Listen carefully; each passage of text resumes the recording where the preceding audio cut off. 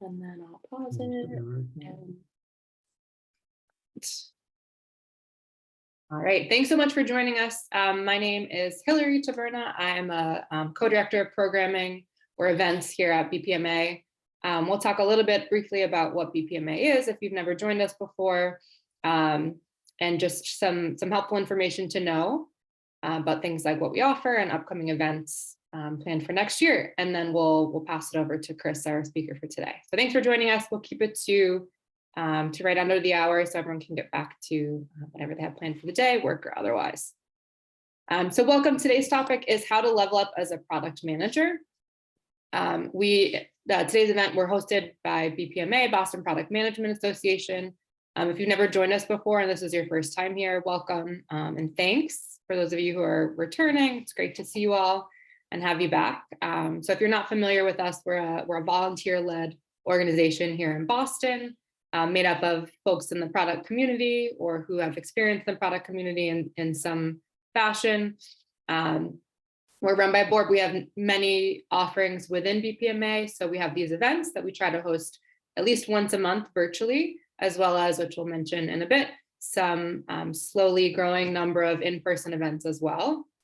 BPMA also offers some other things like content through our blog, a job board that you can have access to within our website.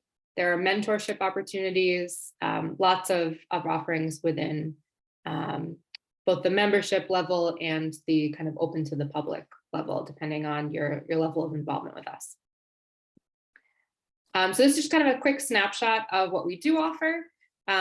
As I mentioned, we have a public-facing job board. So if you just go to the BPMA website, just Google BPMA, it'll pop up and you'll see job postings. A lot of times these are postings where we have some sort of BPMA connection to the hiring manager or to the organization in some other fashion. So definitely check that out. We also have a team that's dedicated to a blog on our website that posts articles related to, product topics, how to get into product management, how to, as today's topic, we'll kind of touch on how to rise through the ranks in terms of leadership or management.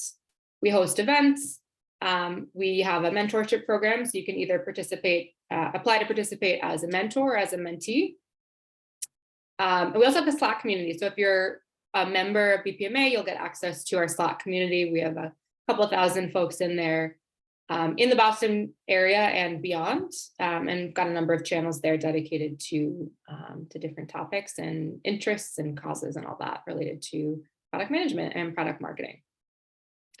We also have a number of sponsors and partners who kind of make a lot of these offerings possible. So just a quick shout out to those here. Definitely check them out. A lot of them, might be of interest to you in terms of seeking a new product role or expanding your own knowledge and expertise in the product area. And then we wanted to quickly, before we kick off today's session, just provide a quick snapshot for the past year in review. A lot of you joined some of these events or maybe signed up for them, and we hope that you'll come back for sure. So just to give kind of a flavor of what we typically do in terms of events and the type of topics we offer. So this past year, 2022, we held 13 events. 11 of them were virtual, like this one here, hosted over Zoom, typically either during the lunchtime hour on the East Coast or after work hours, somewhere between 6 and 9. And we actually had 2 in-person events this year, which was the first in quite a while for us, as with many organizations. So the first one we held back in late July. It was held in the Seaport, and it was primarily a networking event. It's great to see a lot of folks come out for that. And then the most recent one was end of November, so just a couple weeks ago. We held it at Slalom, their office in Boston on Boylston Street, and it's just a quick picture from that night, which turned out to be great. So we partnered with Slalom to host a lean coffee event where we got folks together for obviously, pizza and drinks and networking, but also used the lean coffee format to talk about product road mapping. So if you didn't get a chance to make it to that, it was a great event. It was really great to meet a lot of you in person for that. And we really hope to put on more of those in the upcoming year. And we hope that you'll join that for us too. And then topics covered this year. So hosted events, again, virtual and in person, on a number of topics, including this list here. So persuasive presentations, the state of the product job market in 2022, DE&I, maintaining and building a product network and professional network. We had a couple of panels this year, one on product strategy. We talked about creativity and product development and early stage product discovery, validation, and pricing. So hopefully you found value in those. We're always open to feedback for future event topics. We have a survey that we send out right here in the Zoom chat at the end of every event, where you can provide feedback on that. We'd love to hear from you and really want to make sure that this is valuable for you all. So topic ideas welcome, either here, in the Zoom chat, in the survey, in the Slack community, or just reach out to us through email. And then looking ahead to 2023, so we just wanted to make sure everyone keeps an eye out for upcoming events for this year. We have a number that we're in the works of planning and getting posted to the website. As always, one virtual event per month is what we aim for, to make it kind of easy for y'all. And then 2 to 4 in-person networking events. We're hoping to eventually do this quarterly, but we're still in the early phases of planning that, including trying to repeat the Lean Coffee event that we did at the end of November, which was really well received. And some topics we have coming up for future events: product positioning, product quality, managing expectations as a product leader, and user research frameworks. So excited to talk about some topics that are kind of adjacent to and things we often collaborate with our colleagues on in the product space. But again, always open to feedback on topics as well. So just a quick note before I introduce Chris. We always recommend, encourage people to share their thoughts and questions in the Zoom chat, or when we have the dedicated Q&A time at the end, to come off mute and just, introduce yourself and ask the questions there. So please feel free to do that. And if you'd like to as well, just drop a note in the Zoom chat now, introducing yourself, share your LinkedIn, where you work, where you're based, etc. Feel free to do that. And we encourage networking through these as well. So I'm going to kick it off to Chris, who I'm sure will give a much better introduction to himself than I could give here. But today's topic, as I mentioned, is how to level up as a product manager. We have Chris Peterson with us of Peterson Product Strategy. And Chris has also been a key member of the BPMA board in past years as well. So he's run these events himself, and you may recognize him from past events if you've joined us before. So I'll kick it over to Chris, and he'll share his screen and take us away. Great, thanks, Holly. Yeah. Hello, everybody. Thank you, everyone, for joining. All right, can you guys all see that okay? Good to go? Yep, looks good. All right, so 2 quick seconds on who I am and why I'm here. My name is Chris. I've been in product development for my entire career, product management for most of it. Up until a couple of years ago, right before COVID, I spent a long block of time at a company called Carbonite in Boston. I came in as the junior most product person on the team, effectively my first real product management job. And then by the time I left, I was the VP of the product group. And the company had changed quite a bit in the span of those 9 years, as you might imagine. And then excellent timing, I quit about a month before COVID hit, and then sort of fell into product management consulting as my COVID job, and that's what I do. So that's who I am and why I'm here. One of the things I've started doing in the last 2 years was blogging and writing on what it takes to be good at product management.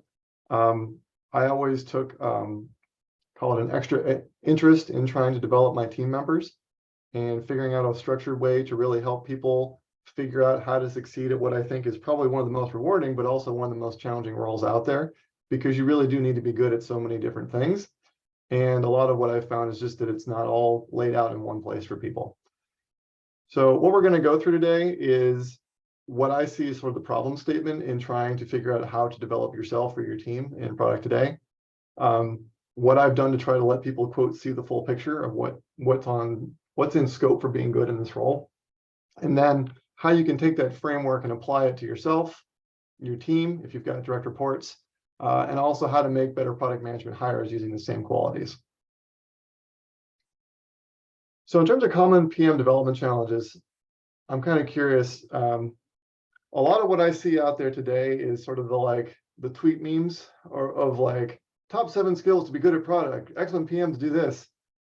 I don't know about you guys, but I don't think anyone's ever going to get better at this job from reading a tweet length description of how to improve in the role. I think those things are helpful, they're thought-provoking, but a lot of this job is actually considered study of certain qualities and skills and behaviors you need to get good at, and then putting them into application over and over again in your day-to-day. The other issue I see is that there is a lot of conversation and content out there with specifics to product management. So like how to do prioritization, how to do agile related things, but there's not a ton of behavioral and decision-making elements that are out there that are also really key to doing the job well. There's a little bit, but not a ton. And then what I think is the biggest problem is there's not sort of a linking structure. You can kind of piece together on your own what's this universe of things that I should be concerned about, but there's no obvious place to go get it in one spot. So I started a blog called Product Leaders about 1.5 years ago. And really the goal for me was trying to get people exposed to this full list of what I think it takes to be successful in this role, emphasizing that it takes a lot more than just being really good at writing user stories or prioritization frameworks to really be good at this job. There's a lot more to it. And then give PMs and managers out there a framework that they can use every day to go use this to develop. All right. So a lot of what I see people doing is trying to solve for symptoms and not the root cause of problems. So I'll see things on the internet go by. I'll talk to people that I'm mentoring, like, I need to write better user stories. Their boss will tell them I need to do, improve their road mapping skills. An executive might tell them they're not showing enough of a sense of urgency. I need to get better at managing my stakeholders. And to me, these are all symptoms of other underlying issues that are actually common to lots of different ones. And what I mean by that is you can try to tactically whack-a-mole and solve each one of these because they're very specific to products. Or you can kind of look at more general personality and skills and behavioral attributes that actually tie to many of these. So a lot of what my framework has tried to do is sort of like figure out what those common elements are. And rather than saying you need to get better at road mapping, it's probably something to do with empathy, effective communications, and attention to detail. And guess what? If you improve on those 3 things, they're going to help you in lots of other aspects of the job as well. So when I say see the full picture, what do I mean? So what I did when I was still actually a normal operating product person and I had a team, I had a pretty detailed framework. It was a spreadsheet. It had like 30 rows and all these little attributes of things people needed to be good at. It was different for different levels. And I used it and it worked, but it wasn't great. And then once I popped out and I started doing the blog, I really tried to hone in on how you categorize and communicate this stuff in a way that makes sense and really sort of boil the list down to really what matters. And then I spent a lot of time in the last year doing my own version of product discovery, talking to other leaders and people that I've worked with and saying, well, what's missing? What feels duplicative? And where I landed was sort of these 3 big areas. We'll talk through them all in a little bit more detail, but effectively there's things you got to know. There's certain parts of your personality or behaviors you need to exhibit to be successful in the role. And then the third one is basically judgment or decision-making ability. At the end of the day, the entire job is decision-making ability, and it probably gets the least amount of actual talk in all of the sort of skills and what you need to be good at, content that's floating around in the internet. So I'll talk through these each a little bit more. So knowledge is obviously important. What I find, though, is that a lot of people tend to over-rotate on this, especially hiring managers. It's the easy stuff to see on a resume. It's the easy stuff to screen for. It's probably, I wouldn't say the least correlated, but it's not super strongly correlated with success in the role. I've seen people that have gone to amazing schools, have an amazing pedigree on paper, have worked at great companies, whatever. They've done the job somewhere else before. But if that's all I looked at and didn't consider all the other factors I just sort of threw up to you guys, the odds of that person being a runaway success is probably like 30 or 40%. If this is all I considered. It's important, it's directionally correct, but it's not sufficient. On day 1, you need someone who's got basic analytical ability, some level of technical aptitude that's appropriate for where they're going to work, and that's kind of a sliding scale depending on where you are. But the product domain piece in here is really the stuff we talk about all the time. That's where all the effort goes. That's all of Marty Kagan, all of John Abastow, all of Elena Verma, all the main names out there. They're all trying to write into that sort of product domain space. And there's a ton of content that you need to know for this job, but it's just one element of what makes you a successful PM. To me, the behaviors are really the key. When I've seen people struggle to move up through the ranks, or they kind of get stuck in their career and they can't figure out why, it's usually because it's something on this list they're struggling with. And these are hard because at some level, this is a lot of personal work, right? You can't just go read a book and then be better at this the next day. You need to be self-aware enough to admit that you've got an issue with one of these things, be able to sort of look for the signals that, are you improving it or not, and be open to the feedback from others of whether you're improving. And then actually put in concerted work and thought about how you're going to improve on these various vectors. And it's a long list. And I think that's part of what I try not to hide from this is like, it's a long list, which is why it's a hard job. There's all these factors you need to take into consideration. Most of the time when I talk to PMs and people trying to become PMs, they've never seen the full list, right? It's a lot of different things. Any one of these probably pops up in a tweet or something that goes by once in a while from a major thought leader. But really, it is the superset that matters. So to me, if you're not working on sort of improving yourself as a person, and really where a lot of this comes down to is how you interact with other human beings, whether it's virtually or in person, that's what you need to improve to really move up in the role. And leadership comes from this, communications comes from this. Super important. And the last part on judgment decision making, again, I mentioned is like, this is key to me and hilarious that it doesn't get more mentioned, right? Like at the end of the day, you're expected to come in and make thousands of decisions over the course of a year. Some of them super tiny, some of them super consequential for the company. And in sort of product literature and thought leadership and even interviews I've been in and coaching development, there's not a ton of actual focus on making sure that you're making good quality decisions, how to make good quality decisions, and then assessing that skill and trying to improve it. There's things like prioritization frameworks that helps a little bit, but there's a lot more to it than that. And the funny thing is there's a ton of content over in sort of behavioral psychology, other fields that talks about, hey, human brains are not perfect for making decisions. There's all these things that can throw us off on a day-to-day basis, all these biases, and there's ways to overcome all this. But we don't actually try to pull any of it into product to make us better at the fundamental thing we're hired to do, which is to make better decisions for the business. So I've tried to add that element and elevate that as an equal third effectively to say, if you're not focused on trying to be good at this, you're really missing a fundamental piece of being good as a PM. All right.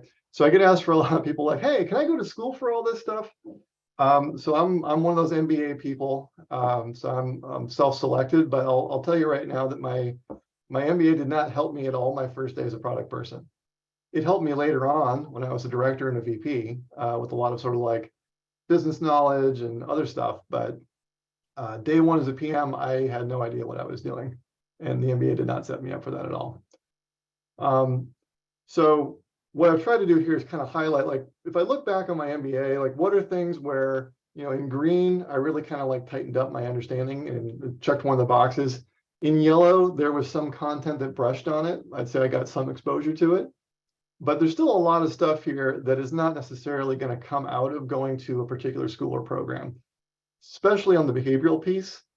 A lot of that just comes from trying, right? Like I don't expect anybody, and I should have said this up front, to walk in day one and have all those boxes checked.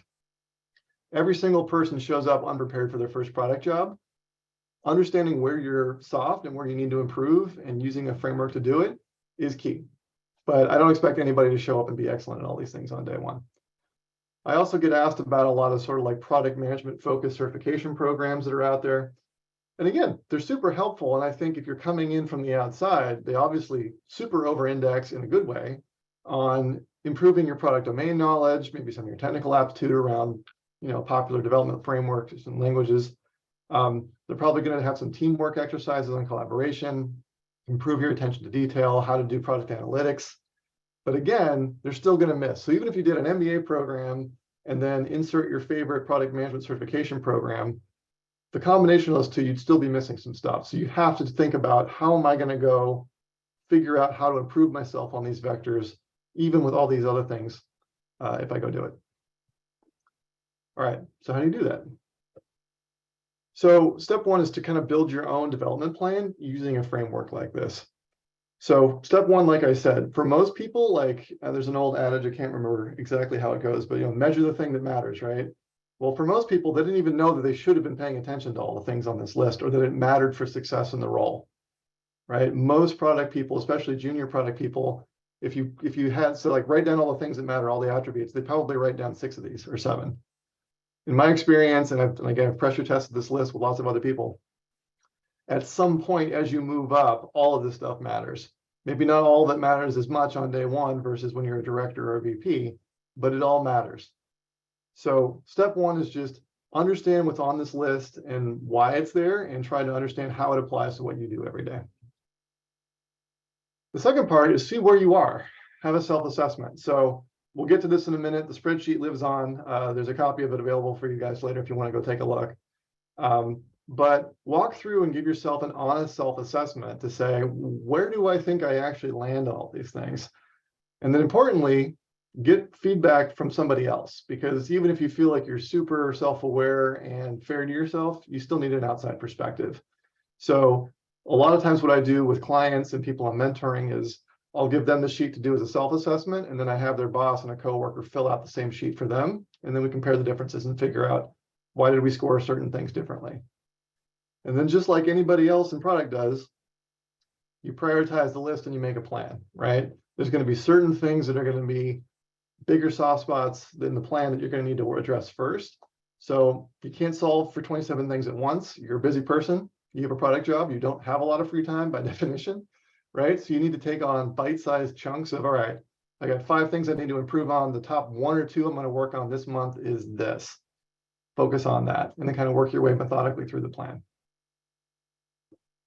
So zooming in a bit, again, there's a copy of this you can get later. So like I said, you can see for each section, the first one there's knowledge and experience, behaviors, judgment, decision-making. Each one of the ones with a link goes to a blog article that explains in detail what that actually means and why it's important for product.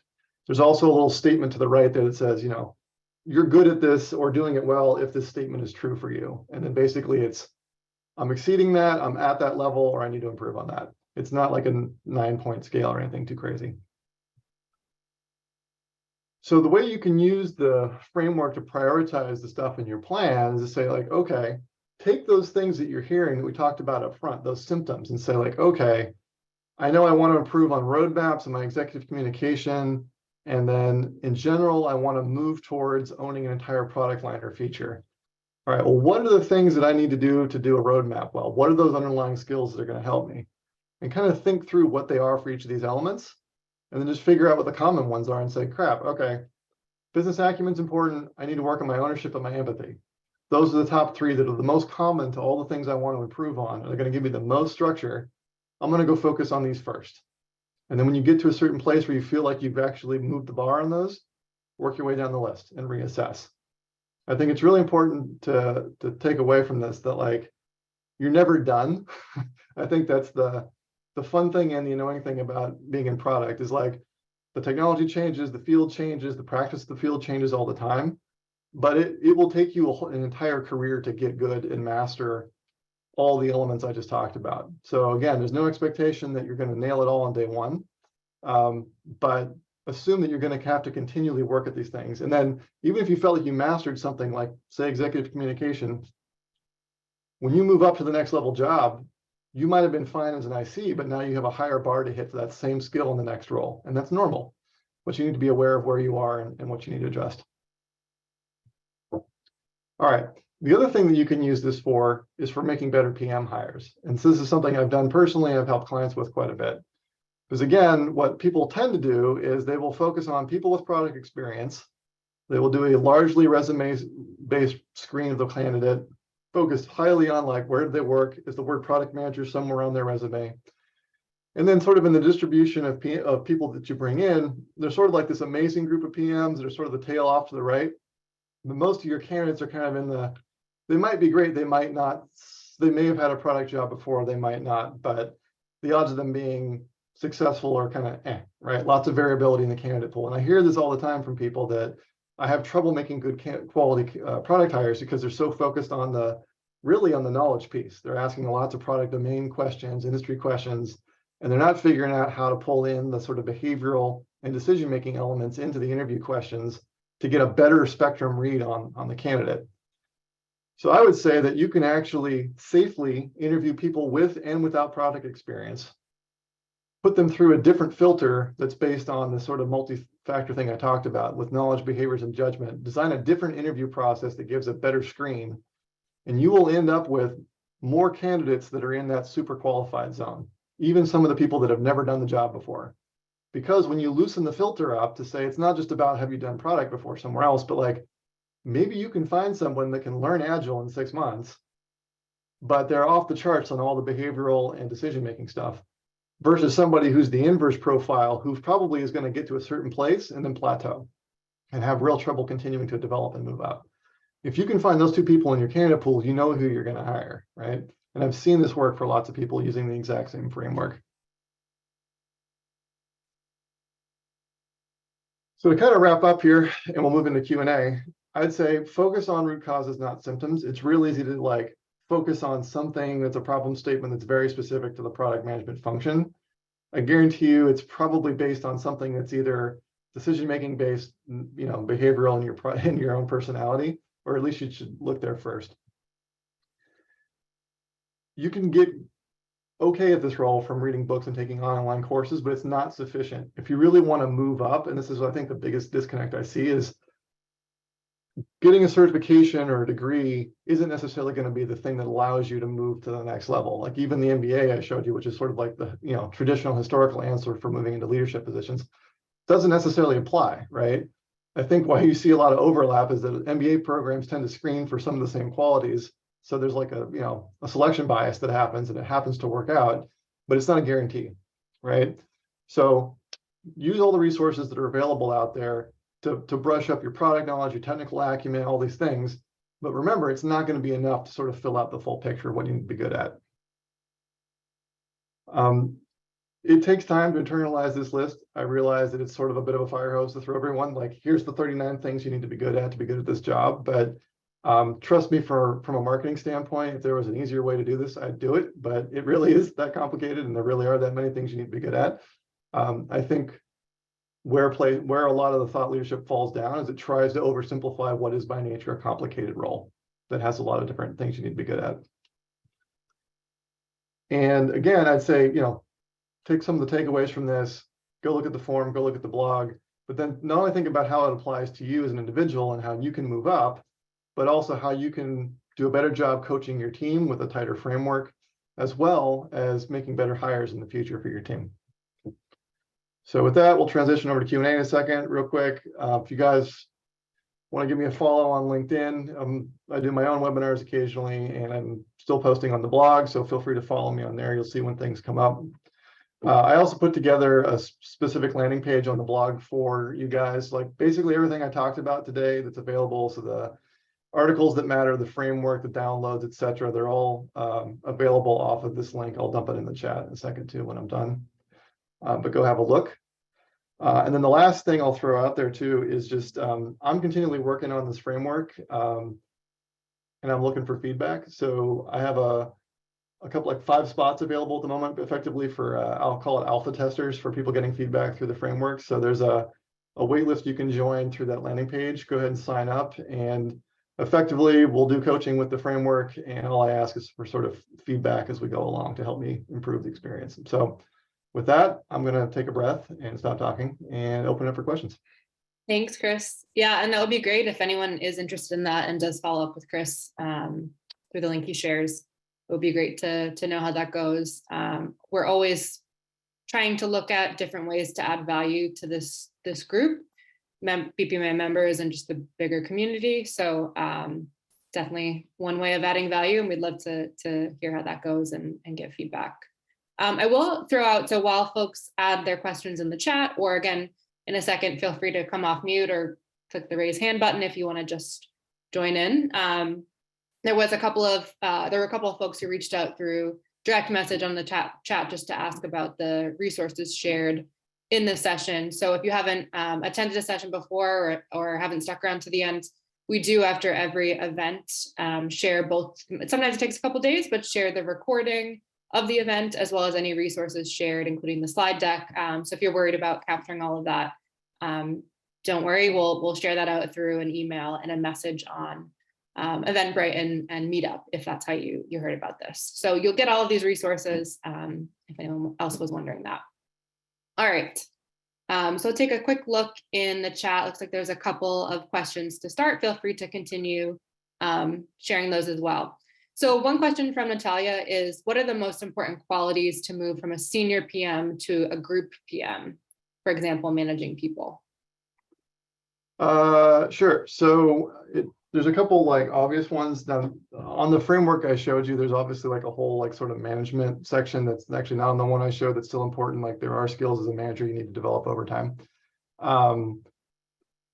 Ignoring sort of management one-on-one stuff for a second, I'd say that some of the biggest ones are really ownership, which is a big topic for me.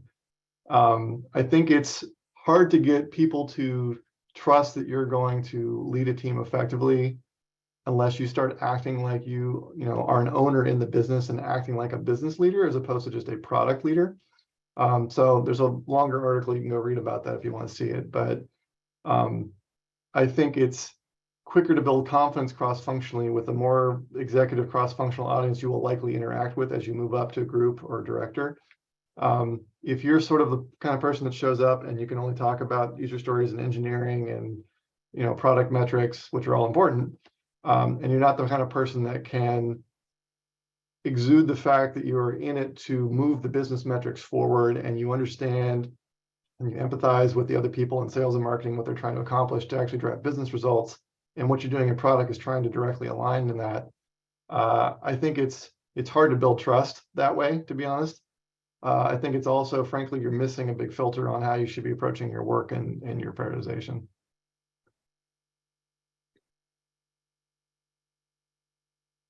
Anybody else?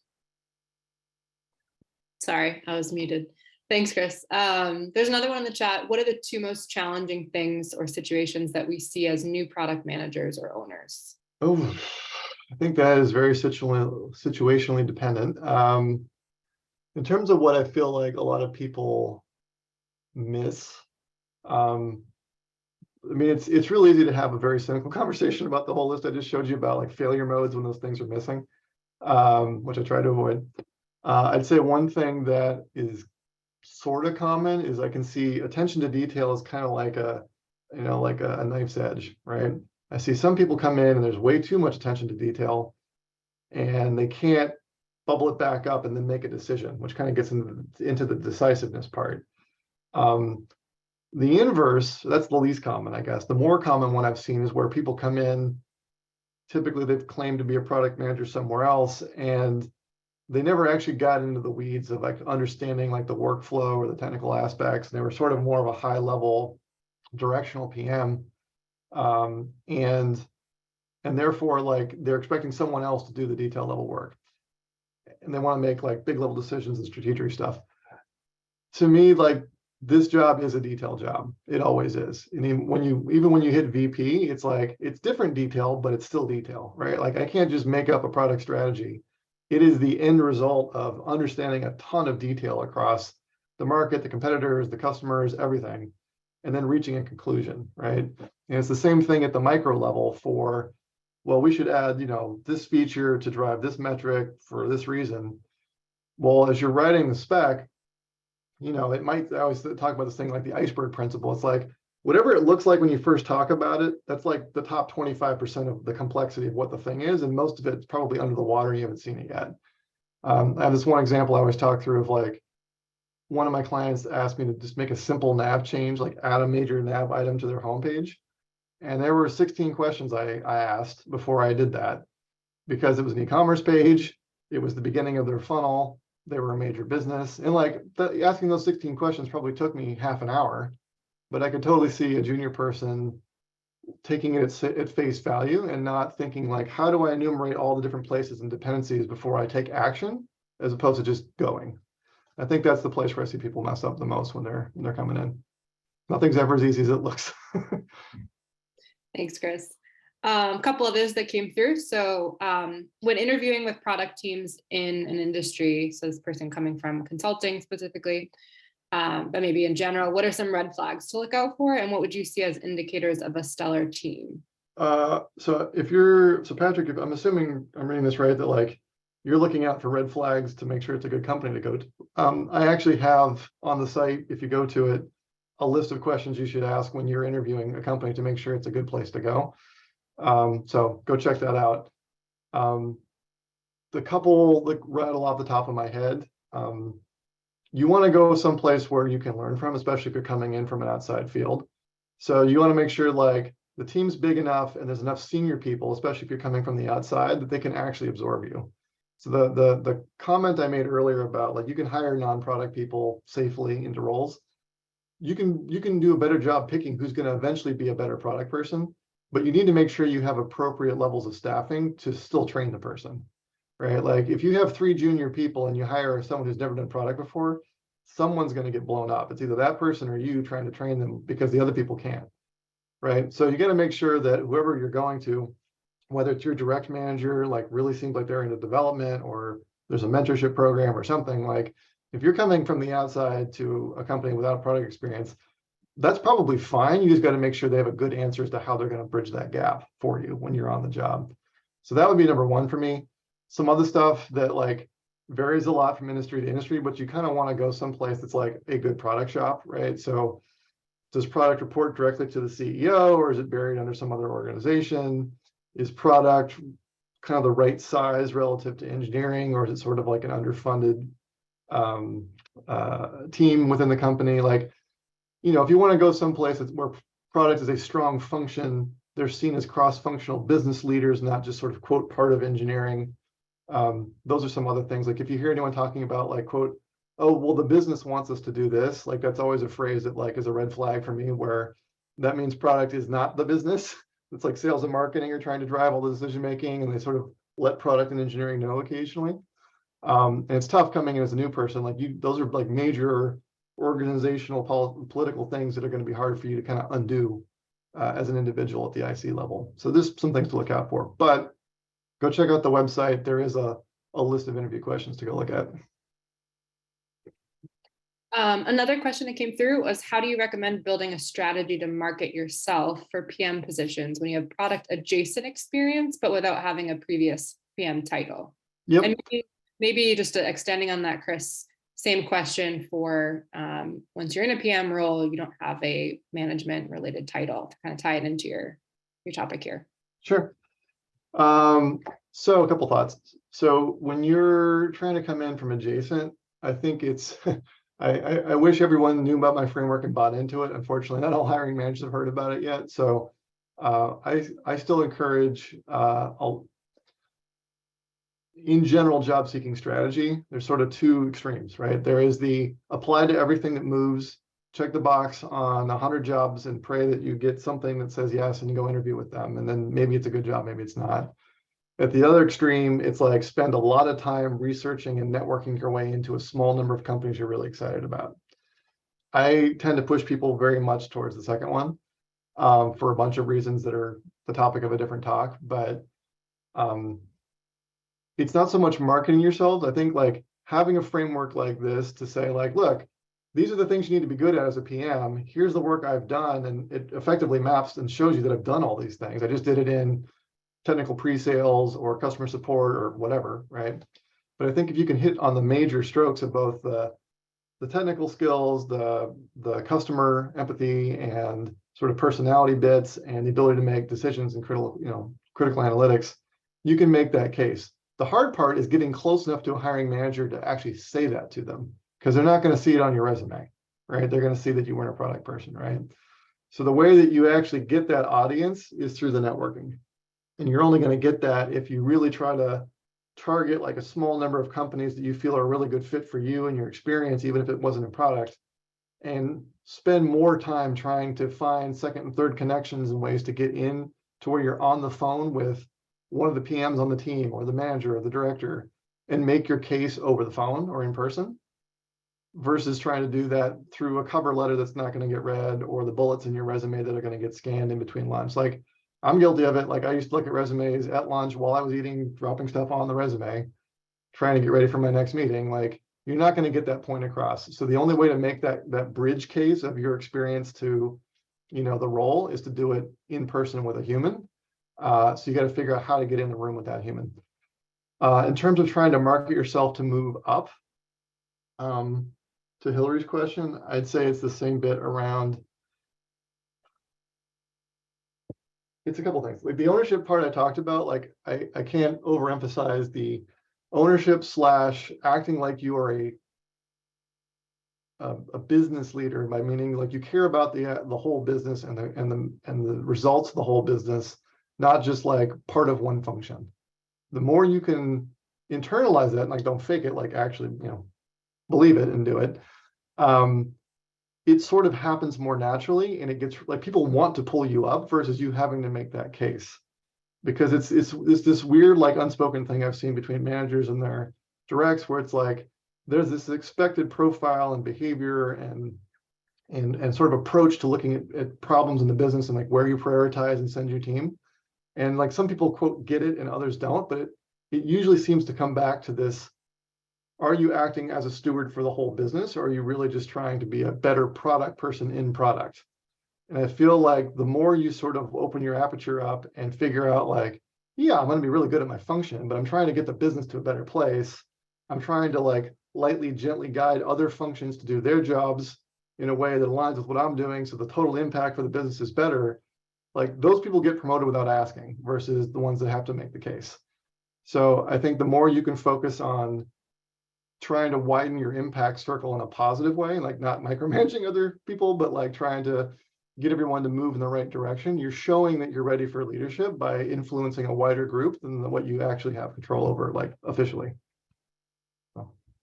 Great. Thanks, Chris. Yep. A couple others in the chat. So one from Justin: considering the importance of domain experience for a PM, how difficult do you believe it's going to become for a PM to change domains? So for example, going from real estate PM to streaming service PM, how do you believe PMs can go about making that kind of industry / domain change? Yeah, see, I mean, I know people care a lot about this. This is one of those things where I feel like too many hiring managers over-rotate on this in general. I mean, I think there are certainly like, the more senior the role you're hiring for, probably you're going to want to look at industry experience a little bit more. But the lower down and sort of like towards IC, it frankly doesn't matter. Like if you hire the right person that's like off the chart on all the other like profile pieces we talked about, which in effect add up to like, are they like a machine learning model? Like they're doing lots of tests, they're fixing themselves over time, they're doing lots of repeats, and in 6 months they're going to be much smarter and much more capable than when you hire them. But you're hiring the profile of someone who's proven from prior experience they can drop into different industries and different jobs, and they get promoted no matter what they've done. Like that's the profile you want to look for in a resume. It's not that someone was a senior product manager for 7 years, but someone like, well, they were a customer support rep and they got promoted twice to supervisor. Then they jumped over into sales and did that for a year, and then they got promoted to the sales supervisor. It's like this person can learn multiple different things and they kind of figure it out fast. Like that's a much more appealing profile to me. And also can give you some of the like, maybe it's okay that this person hasn't done exactly streaming. Like they know what product is. I know from talking to them that like what product meant at their last company is what I mean by product, because there's a lot of difference in that too. So there's no like risk of this person showing up and completely being the wrong fit from a product domain standpoint. But in terms of like industry and even technical aptitude, right? Like a lot of people are like, oh, you have to be a developer, you need technical background. Like it can help. Sometimes it's actually a hindrance. It just depends on the person and the role, right? Like if you need to be at least as technical as you need to be to talk to your engineering team and your customer, and that's it. Like you're not there to write the code, you're not there technically to solution at a code level. So if you have a development background and you're able to sort of stay out of the how space and then the what and the why space, great. It's going to make you a better PM. A lot of people struggle with that when they were developers before. Similarly, there's some people that have no technical background at all, and they're better PMs than the ones that actually understand the technology. It just depends on how they apply the knowledge. So I think it's the same thing for domain knowledge. It's like, maybe it helps, but I wouldn't focus entirely on that and ignore all the other factors I talked about, because it's not enough to determine success. Great. And then a follow-up related from Jared. So similar to Justin's question, what would you recommend a candidate do when a hiring manager has made it clear that they highly value domain experience when you haven't worked in that industry before? Yeah, I mean, like if the hiring manager told you that you need to have domain experience and you don't have it, I think it's a short conversation. I don't know that there's a special answer there. Like I said, it's hard to change people's minds when they feel like they've been hiring in a particular way, or maybe they really do feel for whatever reason that they've got a specific need and they need to have that person. Like I said, if I was hiring somebody in at like a maybe director VP level into a space and like they've had no experience in that space whatsoever, like that's a little bit more of a leap, right? Like you want someone who kind of knows the space and you're not so worried about whether they can do the IC stuff at that level. For an IC role, if they're like hard over on streaming versus something else, I guess I would just ask them some more questions about, okay, well, what specifically about streaming do you think is different than what I did? And try to like pick apart, like they're making some assumptions that you don't know something that they think you're supposed to know. And I bet if you actually talk through it, you're either going to find like you actually do have some of the experience, it's just not obvious that it maps. Or I'd have a hunch that whatever they do come up with is something you probably could figure out before your next phone call on YouTube. It's not going to be anything too complicated, right? All right. We do have a couple more in the chat, so I'm just going to keep an eye on the clock and see what we get through. These are great. Thank you guys so much. So a question from Rashmi: how can we incorporate behavior and judgment-driven experience in a resume? So given that most resumes are measuring the end result or success. Yeah, that's a good question. So again, I think there's a difference between like making the case that you've got all the skills and then still focusing on what people want. I think like resume formats are resume formats. Like I don't expect people to change that. And I think and I believe that like the sort of, at the end of the day, all three of those categories I showed you should result in you actually being able to drive measurable performance for the business. Like that's the end goal, which in fairness, I didn't say at the beginning, is like, this is what you're getting hired for, is to make a business impact. The best way to achieve that is to be good at all three of these categories. So I don't think we can get away from sort of that, metrics driven resume approach. So I think the key thing is like when you're talking about the bullet points, and again, like I said, I wish everybody knew this framework and knew to look for the keywords in a resume, but they're not going to, right? I think the way you can sort of highlight that you've done all these things is to show a broader spectrum of, like I said, like what are the elements that come out of these things, like attention to detail, ownership, acting like a business leader, self-awareness, like how you talk about these things. Some of them just don't belong in the resume. Some of them are just supposed to be like behavioral interview questions or where they're supposed to come out, to be honest. But I think signaling to someone that you've had the breadth of experience and that that it's important enough to put on a resume, like, sure, you can just put 6 bullets that are all like, I drove this from here to here, I drove this from there to there, I drove this from there to there. Like, that's going to tell them something about you, but it's not, frankly, enough. So I would say, like, figure out what are the things in behavioral and judgment, maybe more in the decision making. Like, I made this decision that led to this, right? Like, taking ownership for your decisions, I think, is something that people tend to. Let me step back. A lot of people put metrics on their resumes that you could easily say are, I was present when great things happened, or did you actually do the thing that led to that, right? And there's a lot of wishy-washiness in resumes. So to the extent you can actually say, like, I did this, me, it was my decision, and here's how I arrived at it, and then it led to X, versus like, I was on a team that did this thing, and like, yeah, we went to here. Like, I know we're not supposed to claim individual credit, but at the end of the day, like, they're hiring you to make decisions. So I think, if nothing else, if you can show that your personal influence led to some results, even if those results are smaller than maybe a team or a company impact, that's going to set you up for more interesting conversation in an interview than just like, I was around when, this product went from here to here, but it's not clear what you did to actually make that happen. That makes sense. Yeah, for sure. And I think you mostly touched on this, Chris, so just let me know if there's anything to add to this one, but this one comes from Andre, who's, I think it's neat to mention, is joining us all the way from Germany. What are good examples of achievements for PMs to mention in a resume when it comes to behavior and judgment? Yeah, I mean, on the behavioral side, I mean, it's weird. Like, I don't want to like send you off to rewrite your resume because I think this stuff is important, and 90% of hiring managers you talk to aren't going to agree with me, right? I mean, I would hope that they would be, but I don't know that to be the case. Like I just said, on the decision-making side, I think the more that you can say, like, I considered X, I decided to do Y, and then like maybe putting on there, like, it ended up being a failure, but then we did this. Like, that actually signals a whole bunch of things that are really good. Like, you're using data to make decisions. You pivoted when was necessary. You weren't afraid to change course when the data told you to go a different direction. Like, there's lots of good behavior in there that signals, right? And people generally don't like highlight learning opportunities on their resume, but I think like that actually shows that you're following the data in a good way. On the behavioral piece, I think it's tough. I think for the behavioral stuff, I would try to find, and this is a common interview practice, like write down before you get into an interview the answer to questions that are likely to come up, and you can get behavioral interview question, samples from everywhere. But that's the place where you really want to try and work in the elements of like empathy and understanding customers, and empathy and understanding your coworkers and what drives them, and like not coming in and machine gunning marketing because they didn't do X, but like, well, actually it's this time of year, and this time of year they're freaking out about this, and I understand why my priority is not as high as it. Like, actually trying to understand the people you work with and that their motivations are different, right? Like showing that understanding and adjusting your communications. Like, you're not going to get that into a resume, but you can get that across in behavioral and interview questions to show that you really think deeply about your interactions with other people, your attention to detail, that you're self-aware, that you've had to improve yourself over time.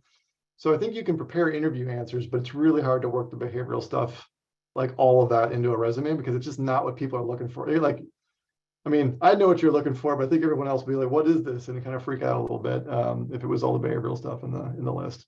So thanks, Cool. Audrey. Thanks so much, Chris. There are a couple of additional questions in the chat. I'm just keeping an eye on time though, so I will follow up with you, Chris, if that's okay, and maybe just get a quick thought from you we can pass along in the follow-up email. Sure. On any of the we didn't get to. Sorry? Yeah, however you want to do it. Okay, cool. So thank you so much, Chris, for presenting today. It's always good to hear from you and connect with you. And I personally found a lot of value in this. I hope everyone else did too. On that note, I just did drop the link to the event survey in the chat. If folks could open that up before they hop off, it's just a great way for us to get some feedback on what you enjoyed about the session, what thoughts you have for improving it next time, best times of day for you to attend events. Just a quick, few minute survey to give us feedback. We really appreciate it. But other than that, again, thank you everyone for joining, and thanks to Chris for presenting. It's always great to see you all join. And as I mentioned, we will follow up with an email and a message on Eventbrite and Meetup with a link to this recording, a link to a copy of the slides, and any other information that we need to pass along. But thank you, Chris. Thank you, everyone. We hope you all have a good set of holidays and a good new year, and we'll see you next year, hopefully. Thank you, guys. Thanks, Hillary. Appreciate Thanks, it. Take care, everyone.